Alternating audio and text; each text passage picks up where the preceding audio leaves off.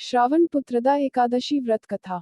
एकादशियों के महात्म्य का आनंद लेते हुए धनुर्धर अर्जुन ने कहा, हे प्रभु, ये कल्याणकारी और महापुण्यदायी कथाएं सुनकर मेरे आनंद की सीमा नहीं है और मेरी जिज्ञासा बढ़ती जा रही है। हे कमल नयन, अब आप मुझे श्रावण माह के शुक्ल पक्ष की एकादशी की कथा सुनाने की कृपा करें। इस एकादशी का क्या नाम है तथा इसके व्रत का क्या विधान है? इसमें किस देवता का पूजन किया जाता है और इसका व्रत करने से किस फल की प्राप्ति होती है? श्री कृष्ण ने कहा, हे धनुर्धर, श्रवण माह के शुक्ल पक्ष की एकादशी की कथा के श्रवण मात्र से ही अनंत यज्ञ का फल प्राप्त होता है। हे पार्थ, द्वापर युग के आरंभ में ही महिष्मती नाम की एक नगरी थी। उस नगरी में महाजित नाम का एक राजा राज्य करता था। वह पुत्रहीन था, इसलिए वह सदा दुखी रहता था। उसे वह राज्य, सुख और वैभव सभी कुछ बड़ा ही कष्टदायक प्रतीत होता था, क्योंकि पुत्र के बिना मनुष्य को इहलोक और परलोक दोनों में सुख नहीं मिलता है। राजा ने पुत्र प्राप्ति के बहुत उपाय किए, किंतु उसका हर उपाय निष्फल रहा।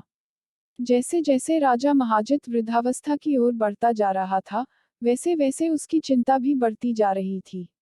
एक दिन राजा ने अपनी सभा को संबोधित करके कहा, न तो मैंने अपने जीवन में कोई पाप किया है और न ही अन्यायपूर्वक प्रजा से धन एकत्रित किया है, न ही कभी प्रजा को कष्ट दिया है और न कभी देवता और ब्राह्मणों का निरादर किया है। मैंने प्रजा का सदैव अपने पुत्र की तरह पालन किया है, कभी किसी से ईर्ष्या भाव नहीं किया, सभी को एक समान समझा है। मेरे राज्य में कानून भी ऐसे नहीं हैं जो प्रजा में अनावश्यक डर उत्पन्न करें। इस प्रकार धर्मयुक्त राज्य करने पर भी मैं इस समय अत्यंत कष्ट पा रहा हूँ, इसका क्या कारण है?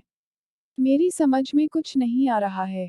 आप इस पर विचार करें कि इसका क्या कारण है और क्या इस जीवन में मैं इस कष्ट से मुक्त हो पाऊंगा। राजा के इस कष्ट के निवारण के लिए मंत्री आदि वन को गए, ताकि वहां जाकर किसी ऋषि मुनि को राजा का दुख बताकर कोई समाधान पा सकें। वन में जाकर उन्होंने श्रेष्ठ ऋषि मुनियों के दर्शन किए।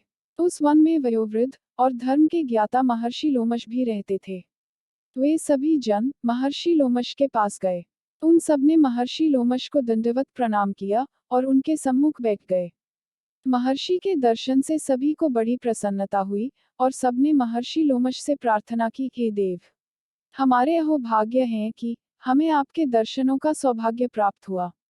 मंत्री की बात सुन लोमश ऋषि ने कहा, हे मंत्रीवर, आप लोगों की विनम्रता और सद्व्यवहार से मैं अति प्रसन्न हूँ। आप मुझसे अपने आने का प्रयोजन कहें।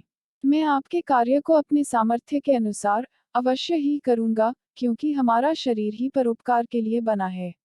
लोमश ऋषि के ऐसे मृदु वचन सुनकर मंत्री ने कहा, हे ऋषिव, आप हमारी सभी बातों को जानने में ब्रह्मा से भी ज्यादा समर्थ हैं, अतः आप हमारे संदेह को दूर कीजिए। महिष्मती नामक नगरी के हमारे महाराज महाजित बड़े ही धर्मात्मा व प्रजावत्सल हैं। वह प्रजा का पुत्र की तरह धर्मानुसार पालन करते हैं, किंतु फिर भी वे पुत्रहीन हैं। हे महामुनि, इससे वह अत्यंत दुखी रहते हैं। हम लोग उनकी प्रजा हैं। हम भी उनके दुख से दुखी हो रहे हैं, क्योंकि प्रजा का यह कर्तव्य है कि राजा के सुख में सुख माने और दुख में दुख माने। हमें उनके पुत्रहीन होने का अभी तक कारण ज्ञात नहीं हुआ है, इसलिए हम आपके पास आए हैं। अब आपके दर्शन करके हमको पूर्ण विश्वास है कि हमारा दुख अवश्य ही दूर हो जाएगा, क्योंकि महान पुरुषों के दर्शन मात्र से ही प्रत्येक कार्य की सिद्धि हो जाती है। अतः आप हमें बताने की कृपा करें कि किस विधान से हमारे महाराज पुत्रवान हो सकते हैं। हे ऋषिव, यह आपका हम पर व हमारे राज्य की प्रजा पर बड़ा ही उपकार होगा। ऐसी करुण प्रार्थना सुनकर लोमश ऋषि नेत्र बंद करके राजा के पूर्व जन्मों पर विचार करने लगे।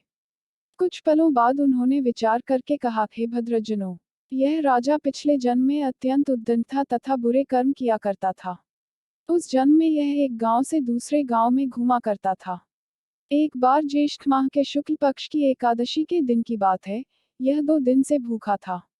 दोपहर के समय एक जलाशय पर जल पीने गया। उस स्थान पर उस समय ब्याई हुई एक गाय जल पी रही थी। राजा ने उसको प्यासी ही भगा दिया और स्वयं जल पीने लगा। हे श्रेष्ठ पुरुषों, इसलिए राजा को यह कष्ट भोगने पड़ रहे हैं। एकादशी के दिन भूखा रहने का फल यह हुआ कि इस जन्म में यह राजा है और प्यासी गाय को जलाशय से भगाने के कारण पुत्रहीन है। यह जान सभी सभासद प्रार्थना करने लगे, हे ऋषि श्रेष्ठ, शास्त्रों में ऐसा लिखा है कि पुण्य से पाप नष्ट हो जाते हैं, अतः कृपा करके आप हमें कोई ऐसा उपाय बताइए जिससे हमारे राजा के पूर्व जन्म के पाप नष्ट हो जाएं और उन्हें पुत्ररत्न की प्राप्ति हो। सभासदों की प्रार्थना सुनकर लोमश मुनि ने कहा, हे श्रेष्ठ पुरुषों, यदि तुम सब श्रावण माह के शुक्ल पक्ष की पुत्रदा एकादशी का व्रत और रात्रि जागरण करो और उस व्रत का फल राजा के निमित्त कर दो, तो तुम्हारे राजा के यहाँ पुत्र उत्पन्न होगा, राजा के सभी कष्टों का नाश हो जाएगा। इस उपाय को जानकर मंत्री सहित सभी ने महर्षि को कोटि कोटि धन्यवाद दिया तथा उनका आशीर्वाद लेकर अपने राज्य में लौट आए। तदुपरांत उन्होंने लोमश ऋषि की आज्ञानुसार पुत्रदा एकादशी का विधान पूर्वक उपवास किया और द्वादशी को उसका फल राजा को दे दिया। इस पुण्य के प्रभाव से रानी ने गर्भ धारण किया और 9 माह पश्चात एक अत्यंत तेजस्वी पुत्र को जन्म दिया। हे पांडु पुत्र, इसलिए इस एकादशी का नाम पुत्रदा पड़ा। पुत्र की इच्छा रखने वाले मनुष्य को विधानपूर्वक श्रावण माह के शुक्ल पक्ष की एकादशी का व्रत करना चाहिए। इस व्रत के प्रभाव से इहलोक में सुख और परलोक में स्वर्ग की प्राप्ति होती है।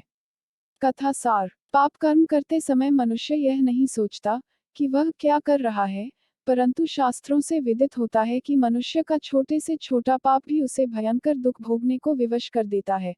अतः मनुष्य को पाप कर्म करने से डरना चाहिए, क्योंकि पाप नामक यह दैत्य जन्म जन्मांतर तक उसका पीछा नहीं छोड़ता।